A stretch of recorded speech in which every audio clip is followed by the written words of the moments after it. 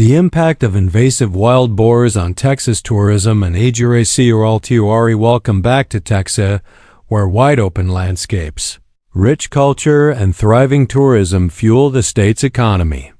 But behind the beauty lies a growing crisis. Texas is under siege by the world's most destructive invasive species, wild boars. These animals aren't just a nuisance, they're a billion-dollar disaster. Every year, they cause an estimated $1 to $1.5 billion in damage, tearing through farmland, destroying property, and even scaring off tourists. Imagine planning a peaceful getaway only to find yourself in the middle of wild boar territory. It's no wonder travelers are starting to think twice, but there's a fight back underway. Hunters across Texas are stepping up, using advanced tools and tactics to push back this invasion. So how exactly are they doing it, and is it working? If you're curious about the battle against these destructive invaders, comment 1 below to dive deeper into this wild story, and don't forget to like and share to spread the word. Wild boars threaten campsites and tourism income across Texas. Campsites, once a favorite escape for nature lovers, are now turning into danger zones. Visitors, expecting peaceful nights under the stars, are instead reporting frightening encounters with wild boars, forcing many to cancel their plans and warn others. These aggressive animals don't just damage the land, they drive tourists away, one campsite at a time. The numbers don't lie. According to the Texas Tourism Association, revenue from nature tourism plummeted nearly 15% last year, and wild boars are a big reason why. Every lost camper means less money for local businesses, fewer jobs, and a shrinking economy in areas that rely heavily on tourism. It's time we took this threat seriously. If you think more needs to be done to protect Texas tourism from these destructive invaders, drop a comment below, hit like, and share this message. Let's take a stand before the damage becomes irreversible. The destructive impact of wild boars on Texas nature parks and tourist farms. Texas nature parks were once peaceful escapes, drawing tourists from around the world. But now, many of these scenic spots have become battlegrounds, overrun by one of the most destructive forces in the wild: invasive wild boars. With their aggressive behavior and explosive reproduction rates, these animals are tearing through protected landscapes, leaving behind uprooted trees, destroyed trails, and scarred land. Tourist farms, once family-friendly destinations filled with joy and laughter, are now facing a different kind of reality. One farm owner in Hill Country revealed that they spend thousands of dollars each month just trying to undo the damage, only for the wild boars to return night after night. This isn't just about property damage. It's about protecting Texas's natural beauty, preserving local businesses, and keeping tourism alive. If you care about saving our parks and farms from this relentless invasion, leave a comment, share this video, and let's raise awareness before it's too late. How to identify wild boar hotspots for effective control in TX. It's before you can stop wild boars, you have to know where they strike, and in Texas, with over 2 million of these destructive animals, time is of the essence. The key to effective control starts with identifying their active zones. Look for clear signs like fresh footprints, wallowing spots, and torn up ground, but don't stop there. To get serious results, set up surveillance cameras. These cameras will capture exactly when and how often wild boars appear, especially during their most active hours at night. By monitoring their movements for just 3 to 5 days, you can uncover their patterns, and that knowledge is power. With this intel, you can plan precise and effective trapping strategies instead of wasting time and resources on guesswork. If you're committed to protecting your land and restoring balance to Texas's ecosystems, start by tracking smart and acting fast. Like, share, or comment, track below if you're ready to take the first step in controlling the wild boar invasion. Choosing the right cage trap to catch multiple wild boars after learning the patterns of wild boars. It's time for the most critical step, capturing them effectively. To stop the damage, you need more than just any trap. You need a strong, large capacity cage trap at least 6 feet long, built to catch multiple boars in one go. It must have a reliable self-closing door and be securely anchored to the ground. These animals are powerful. If the trap isn't stable, they'll tip it over and escape in seconds. And remember, one small mistake, like a misaligned door or weak anchoring, can mean losing the entire group. That's thousands of dollars in property damage and real danger to farmers and livestock gone unchecked. This is more than just trapping. It's protecting your land, your income, and your safety. So take your time. Double-check every part of the setup, because when it comes to wild boars, you only get one shot to do it right. If you're serious about stopping these destructive invaders, drop a comment, hit like, and share this with others who need to know. The fight starts with the right trap. Smart baiting strategies to lure wild boars into TRAP. If you want to catch wild boars, the bait you use and how you use it can make all the difference. Start with strong-smelling bait like fermented corn, potatoes, or food scraps, anything with a powerful scent that grabs their attention from a distance. Then create a trail, scattering bait from outside the trap all the way inside, with the heaviest concentration near the trigger mechanism. But here's the trick that many overlook. For the first 2 to 3 days, don't activate the trap. Let the boars feed freely and become comfortable with the setup. Once they lower their guard and start visiting regularly, that's your window. Set the trap and engage the automatic door. And don't forget, check the trap early each morning. Boars are clever and aggressive. The sooner you respond, the better your chances of success and the safer your equipment and livestock will be. Each wild boar you catch could save you thousands of dollars in damage. So bait smart, be patient, and strike at the right time. If you're ready to take control of your land, comment bait below, like, and share this with others facing the same battle. Daytime trapping of wild boars in Texas. Advantages and CHLNZS. Did you know that daytime trapping of wild boars in Texas can be surprisingly effective? In fact, success rates can climb as high as 60%, especially when hogs come out to forage in the early hours. But don't be fooled, these animals are smart and highly cautious during the day. They often stay hidden in thick brush and dense cover, making them harder to spot and even harder to catch. That's why every detail of your trap setup must be perfect, from the trigger to the door lock, because one small flaw can cost you your chance. Still, with the right strategy and a watchful eye, daytime trapping can yield powerful results, helping landowners protect their property and reduce costly damage. So here's the big question. Would you rather trap wild hogs or hunt them? Let us know by dropping your answer in the comments below. And if you're serious about defending your land from these destructive invaders, hit like, share this video, and join the fight.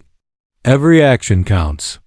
Nighttime trapping of wild boars in Texas. What you need to know. Trapping wild boars at night may sound like a smart move, but it's not as simple as setting a trap and walking away.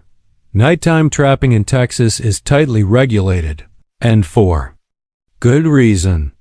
According to the Texas Department of Natural Resources, using automated traps, infrared cameras, or motion sensors after dark requires a special permit and must follow strict guidelines, especially near protected lands and wildlife zones. Why so strict?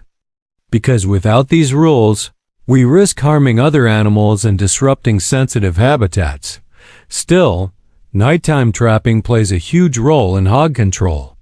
Over 250,000 wild boars are hunted every year in Texas, and a large portion of that happens under cover of darkness. But remember, Violating the rules can cost you big time. Illegal trapping can lead to fines of up to $10,000, or even the loss of your hunting license. So, do you think these regulations are fair and necessary?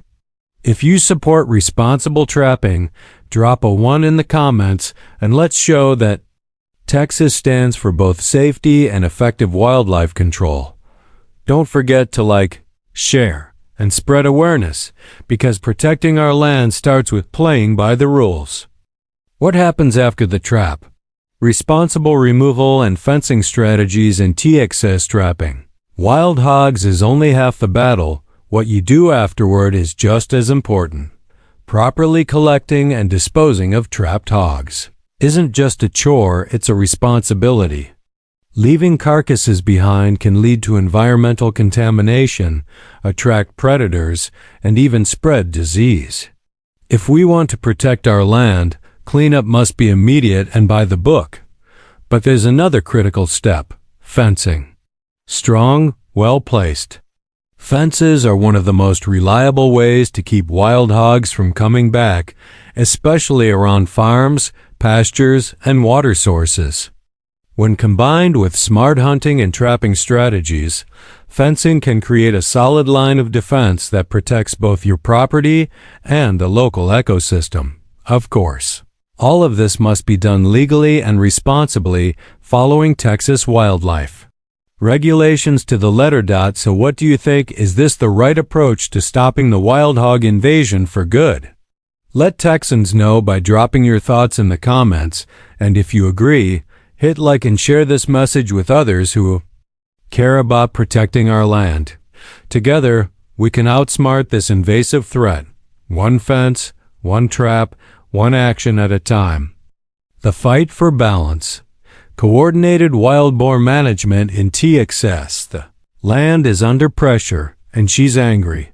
With wild boars destroying crops, wrecking habitats, and threatening local wildlife, the question is no longer if we should act, but how. Through coordinated hunting efforts and targeted invasive species control, Texas is fighting back. But here's the challenge. Can we truly strike a balance? Can we protect our farms and ranches without tipping the scales of the ecosystem too far the other way? It's a delicate line, and it demands smart strategies, unified action, and constant awareness. What do you think? Is it possible to control the wild boar crisis without harming the natural balance of Texas's wilderness? Drop your thoughts in the comments, and if you're invested in protecting our land and learning real solutions, hit subscribe and stay updated on the latest tactics, tools, and stories from the front lines of this fight, because together, we're not just managing a species, we're protecting the future of Texas. Komodo dragons, apex predators of Indonesia's untamed islands, welcome to the untamed wilds of Indonesia, where raw nature still rules and one creature stands at the top of the food chain: the Komodo dragon. With only 3,500 to 5,200 individuals left, these ancient predators roam freely across Komodo, Rinca, Flores, and nearby islands. Massive, silent, and deadly, Komodo dragons don't just hunt, they dominate. Armed with a bone-crushing bite force of 550 pounds per square inch and a mouth full of toxic venom, they don't give their prey a second chance. Their bite triggers internal bleeding, shock, and rapid infection. In fact, scientists have discovered that meat tainted by Komodo venom rots several times faster than normal, proof of just how lethal their biology is. These aren't just lizards. They are living relics of prehistory, apex predators in a world where survival is earned, not given. Are you ready to step into their territory and witness nature at its fiercest?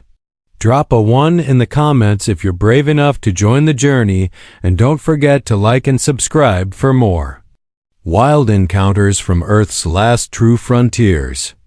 Regulated Komodo dragon hunting permits balancing conservation and public safety when the remote islands of Indonesia. Protecting the Komodo dragon, a living dinosaur, requires a delicate balance between conservation and community safety. To maintain that balance, the Indonesian government has implemented a strictly regulated permit system, issuing only 60 to 120 hunting permits per year, priced between $1,200 and $2,500. These permits are available through regional forestry offices or official online platforms, ensuring the process remains transparent, traceable, and accountable. These permits are not handed out at random. Each one is granted based on scientific population assessments, ensuring that any removal of dragons is strategic and sustainable, not harmful. This system isn't just about regulation, it's about preserving an endangered species while also protecting local communities from dangerous encounters. Do you think this kind of system is the right way forward? One that respects both nature and human safety? Let us know in the comments, and if you support responsible conservation, hit like and share this video to raise awareness. Gearing up for Komodo dragon hunts, safety and precision in the wild. Hunting a Komodo dragon isn't just a challenge, it's a test of skill, nerve, and preparation. To take on one of Earth's most dangerous predators, hunters must be equipped with high-powered rifles, typically in the .223 to .300 caliber range, along with precision optical scopes offering 4x to 10x magnification. When you're facing a predator that can strike in seconds, accuracy isn't optional, it's survival. But firepower isn't enough. Navigating the rugged, unforgiving terrain of Indonesia's wild islands demands full protection. Hunters are required to wear reinforced boots, gloves, and durable clothing, shielding them from rough landscapes and from the Komodo's deadly bite. The official hunting season runs from April to October, during the dry months when Komodo dragons are most active, mobile, and aggressive. This narrow window is as dangerous as it is vital for controlling interactions between dragons and nearby communities. Hunting these apex predators isn't taken lightly, it's regulated, deliberate, and dangerous. Would you brave the hunt? Comment. Ready if you think you've got what it takes, and don't forget to like, share, and subscribe for more real-world survival stories from the front lines of nature. Safety first. Group strategies for hunting Komodo dragons in Indonesia. When hunting Komodo dragons, one mistake could cost you everything. These apex predators are stealthy, fast, and lethal, and that's why strict safety protocols aren't just recommended, they're essential.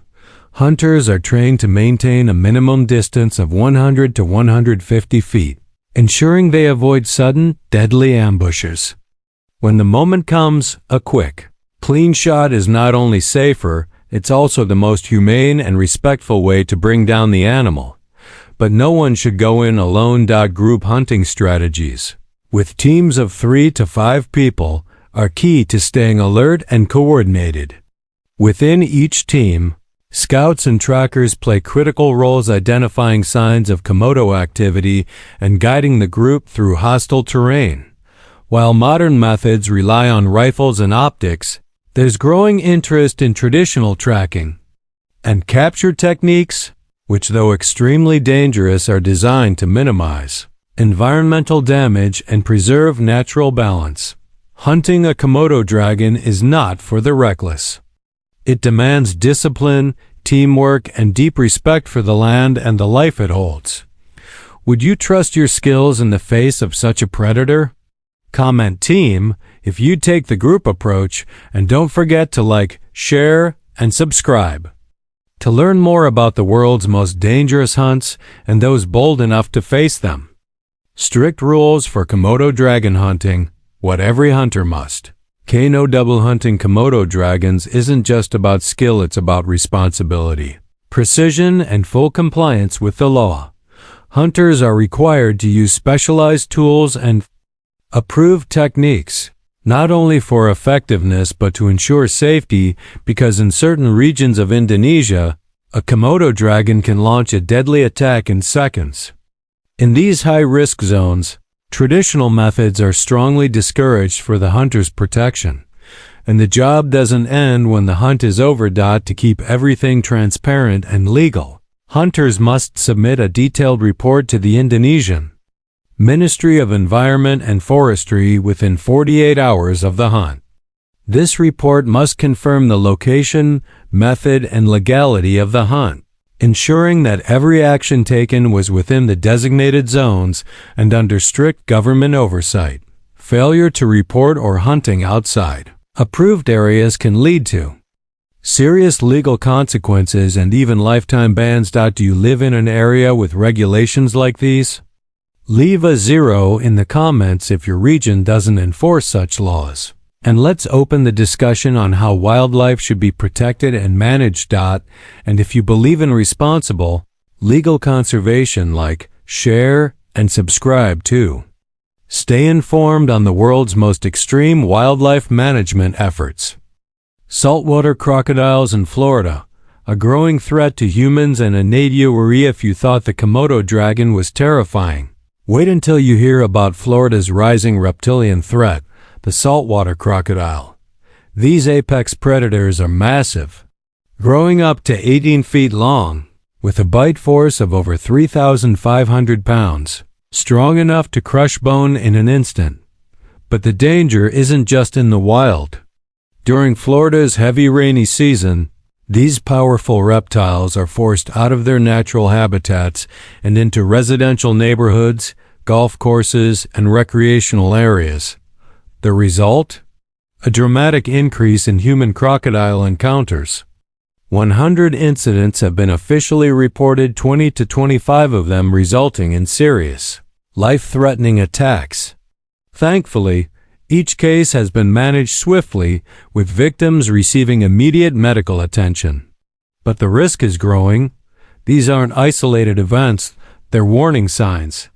Florida's ecosystem is changing, and saltwater crocodiles are adapting fast, pushing closer to where we live, work, and play. So the question is, are we prepared for what's coming? Comment, watch if you think this issue needs more attention, and don't forget to like, share, and subscribe for more updates on wildlife threats and the steps being taken to keep people and nature safe. Florida's fight for balance. Alligator hunting and relocation. PROGRM's Florida's growing alligator population is more than just a swamp story. It's a real threat to public safety and ecological balance. That's why the state has taken action through targeted hunting and relocation programs, led by the Florida Fish and Wildlife Conservation Commission, FWC. These programs aren't about reckless removal, they're about precision, safety, and responsibility. Hunters are trained to operate within critical zones, using state-approved firearms and humane methods to ensure quick, effective population control. But before you even step into the field, it's crucial to understand and follow Florida's strict permit guidelines. One misstep can lead to legal trouble or worse, harm to protected wildlife. By combining carefully regulated hunting with safe relocation efforts, Florida aims to protect both people and native ecosystems without tipping nature's balance. Do you support these efforts to manage the threat responsibly? Leave a 2 in the comments if you think safety and sustainability should go hand in hand. And don't forget to like, share, and subscribe for more insights into how smart wildlife management is shaping the future of Florida's wild spaces. The wild hog crisis in Texas, a hidden threat to land livelihoods, and ECOSYSTMS after facing off with deadly reptiles like Komodo dragons and saltwater crocodiles. It's time to turn our attention back home to a threat that's quietly tearing Texas apart: wild hogs. With an estimated 2 million feral hogs roaming the state, this isn't just a nuisance, it's a full-blown crisis. These invasive animals are wreaking havoc on farms, ranches, and natural ecosystems, leaving behind a trail of destruction. Each year, wild hogs are responsible for up to $1.2 billion in crop and property damage. Their nighttime raids destroy fields, rip through fences, and jeopardize the livelihoods of thousands of hardworking Texans. But the damage doesn't stop at economics.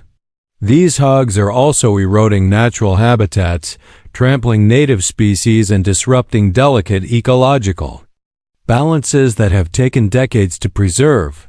This is more than a rural problem, it's a statewide emergency. One that demands coordinated action, smart strategy, and community awareness. So what do you think? Is Texas doing enough to stop the spread? Drop a comment, hit like, and share this video to spread the word, because the longer we wait, the deeper the damage goes. Nighttime hunting. Texas a frontline defense against wild hog invasive, and when the sun goes down in Texas, the real battle begins. Nighttime hunting has become one of the most effective weapons in the fight against the state's wild hog crisis. With over 250,000 wild hogs eliminated annually, a staggering 100,000 are taken down under the cover of darkness. Armed with thermal scopes, high-intensity lights, and precision rifles, professional hunting teams patrol farmlands and forests, tracking these elusive invaders. The quiet night is often shattered by the sharp crack of gunfire, a sound that signals protection, not chaos. But this high-stakes strategy comes with limits. Texas law permits nighttime hog hunting for only 90 to 120 days a year, depending on the region and season. That means every hunt must count. Why so urgent? Because wild hogs multiply fast, and every night they're not controlled, more land is damaged, more crops are lost, and more habitats are destroyed. So, is this the ultimate solution, or just one part of a much bigger fight? Comment hunt if you believe in the power of nighttime control, and don't forget to like, share, and subscribe for more on the front lines of Texas's battle against one of its most destructive enemies. Elephants on the move. A growing threat to farmlands in Australia. It's not just wild boars causing chaos now. Even elephants are crossing the line. Massive and unstoppable. A group of 4 bull elephants leads the charge across highways, breaching the fragile boundary between dense forests and local banana plantations. What follows is a thundering herd, hundreds of elephants storming the fields, tearing through crops, and leaving destruction in their wake. What was once a peaceful farmland becomes a scene of panic and loss as these powerful animals clash with human settlements, all in search of food. This isn't just a wildlife issue, it's a wake-up call. The line between human life and wild habitat is growing thinner, and urgent action is needed to prevent further conflict. If you believe in protecting wildlife habitats and keeping both people and animals safe, drop a 1 in the comments to show your support. And don't forget to like, share, and subscribe, because the more we understand, the better we can protect both nature and ourselves. When habitats shrink, elephants have nitrogen monoxide choice but to raid millions. As cities grow and urban sprawl pushes deeper into the wild, elephants are running out of space and options. Their natural habitats are disappearing, replaced by roads, buildings, and fences. With fewer forests and food sources left, these gentle giants are being forced to do the unthinkable: raid human farmlands, just to survive. But this isn't their fault. It's a desperate response to human expansion. Every destroyed field, every damaged crop is a symptom of a deeper crisis, a broken balance between nature and development. If we don't act now to protect what's left of their habitat, the conflict between humans and elephants will only grow more dangerous for both sides. What do you think needs to be done?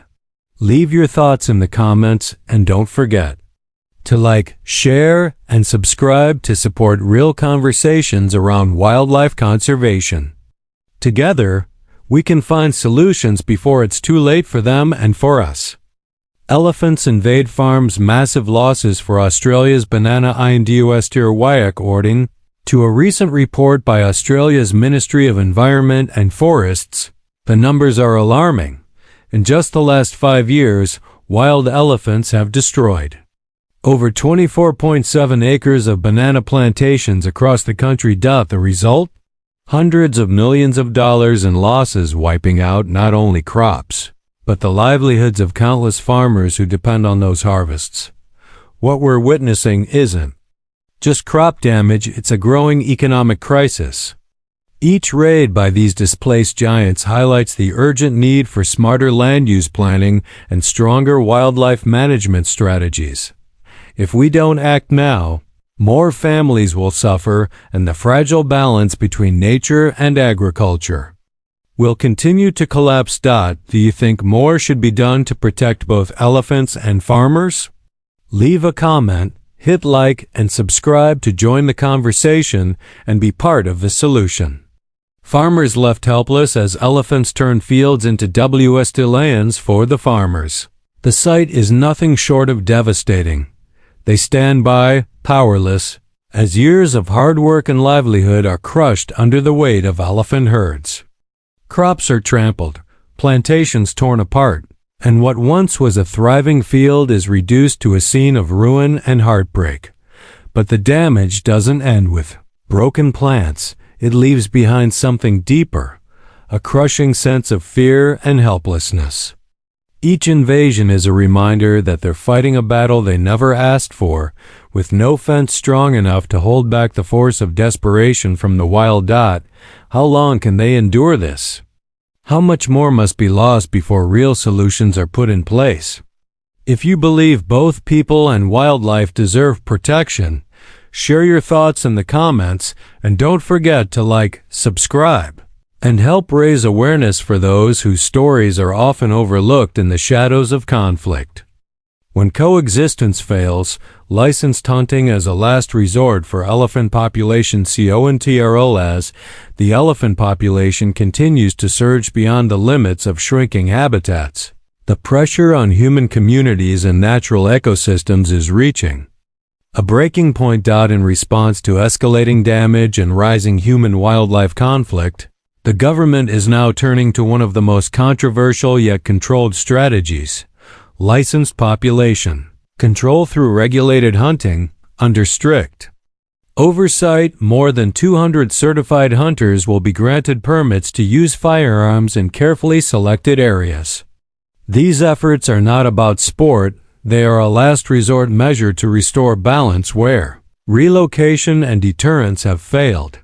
Every action will be governed by ethical protocols and scientific assessments, ensuring that population control is targeted, humane, and ecologically justified. It's a difficult decision, but when crops are wiped out, families are at risk, and ecosystems are collapsing, tough measures must be taken to protect both people and wildlife. Do you support regulated hunting as part of a long-term conservation strategy?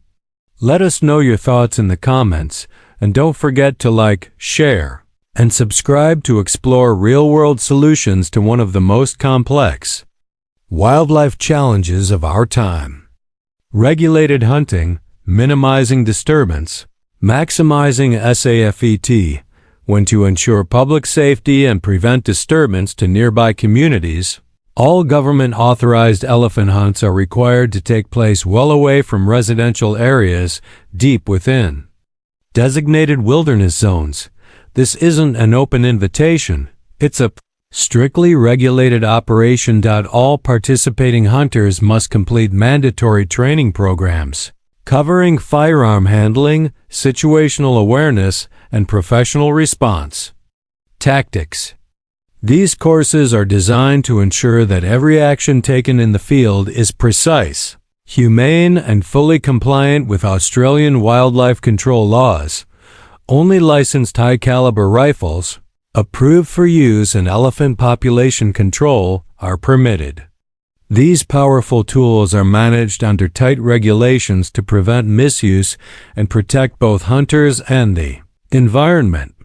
When the moment comes, a clean shot, a swift resolution, and a rapid response. The goal is always the same: reduce suffering, restore balance, and ensure safety for both people and wildlife. This is regulated conservation in action, not chaos, not carelessness. Do you agree that strict controls are essential in such sensitive operations? Tell us in the comments, and don't forget to like, share, and subscribe for more real-world solutions to today's most pressing wildlife challenges. The high-stakes challenge of hunting elephants, where precision meets precision. You are facing a towering animal that weighs nearly 12,000 pounds. Elephant hunters aren't just pulling a trigger, they're taking on one of the most demanding and dangerous tasks in wildlife control. To bring down an elephant humanely and instantly, there's no margin for error. Hunters must strike a precise point: the brain, located at the front of the skull, just above the base of the trunk. It's a small, deeply protected target hidden behind dense bone and a complex structure, which makes the shot incredibly difficult. Even for seasoned professionals, only those with exceptional skill, deep anatomical knowledge, and nerves of steel can execute it perfectly. In these moments, the difference between success and suffering comes down to training, discipline, and absolute precision. This is not a job for amateurs, it's a critical responsibility, reserved for the best of the best. Do you think this level of precision should be a legal requirement for all elephant hunters? Share your thoughts in the comments, and don't forget to like, subscribe, and follow as we continue uncovering the challenges behind large animal wildlife management.